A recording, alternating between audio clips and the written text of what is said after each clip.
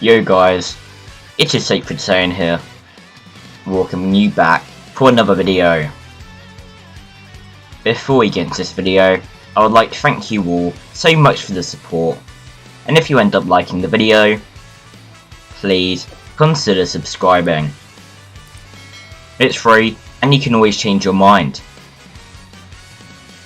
Today we are doing What If Goku was sent to Supreme Kai's world as a Christmas special, because of multiple reasons. Both Santa and Supreme Kai have magic. Both the Supreme Kai and Santa/elves create things, and the Kais have white hair like Santa. Since this is a Christmas special, this video will need to hit 200 likes for me to do another part. This is only for this series to continue, because it is a Christmas special after all. With all that being said, let's get into What If Goku was sent to Supreme Kai's world. Lag is going to be narrating the first half of this video, and then I will narrate the second. Make sure you check out his channel in the description of the video, and yeah, Lag can take over now. Hey guys, Lag here. Thank you Sacred for letting me come and narrate this on your channel. If anyone here doesn't know me, I'm Lag, or Lag's What Ifs. You can go check out my channel later after you watch this video. Today, as Sacred's saying, we'll be doing What If Goku landed on Supreme Kai's planet, or the sacred world of the Kais. So, let's get started. So, you may be wondering, how does Goku somehow get to the planet of the Kais? It's not normally accessible like any ordinary planet, but for the sake of this what if, we will say that Goku's pod still is set for Earth. And on its way there, the pod gets thrown off course and somehow ends up crashing into the world of the Kais. The Supreme Kai hears this and flies over to the crater where the pod is rested in. He then ends up opening the pod and finds Goku. The Supreme Kai is confused why a Saiyan baby is on the planet, so he tries to look for planet Vegeta using his orb.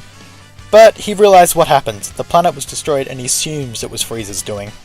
The Supreme Kai looks down at Goku and gets an idea. The first thing he does goes into Goku's mind, finding out his name, Kakarot. So that's what he will be called. But also, he can train up to fight battles that the Supreme Kai can't. It will indeed take a lot of time, but since he is the last of his race, or the Saiyan race, the Supreme Kai will be patient, and he will train Kakarot until he even surpasses himself in power. We are now talking a time skip around the time where the Saiyan saga is in canon. Every single day, Goku tries to lift the Z-Sword, but to no prevail.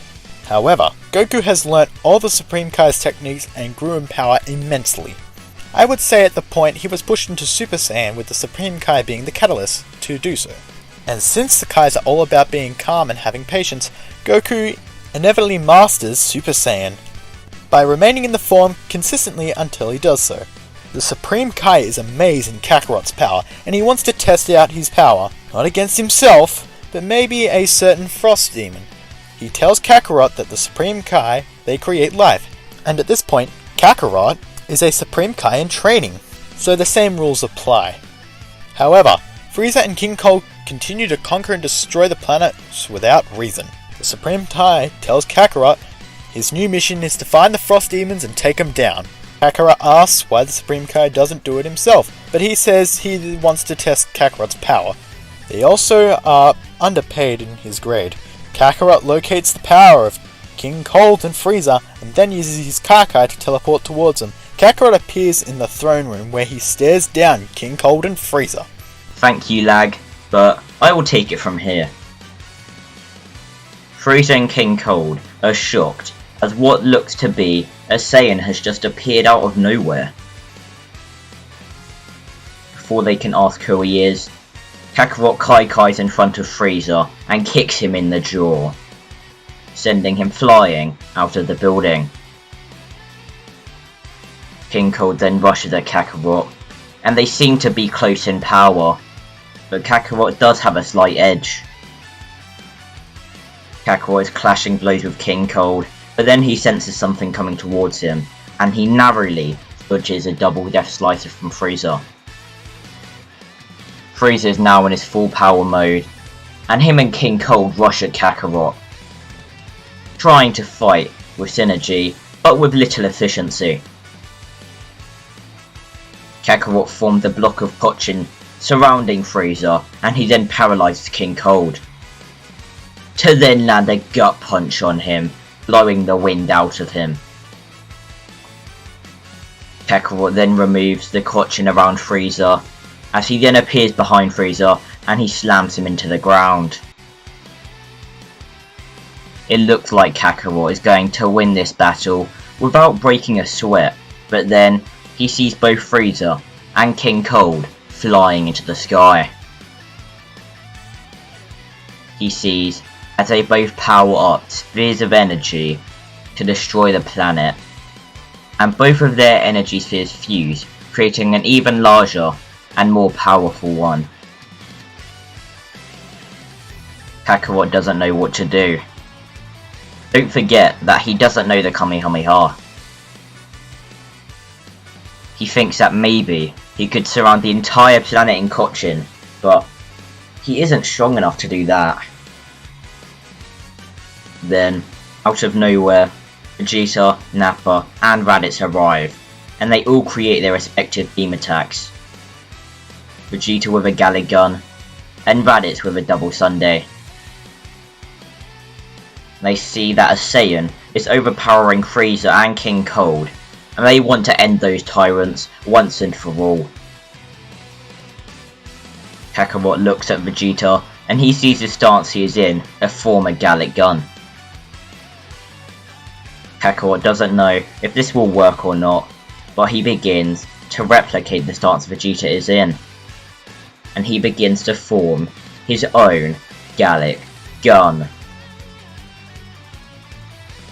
All the beams fire, and the spheres of energy is sent hurtling towards them.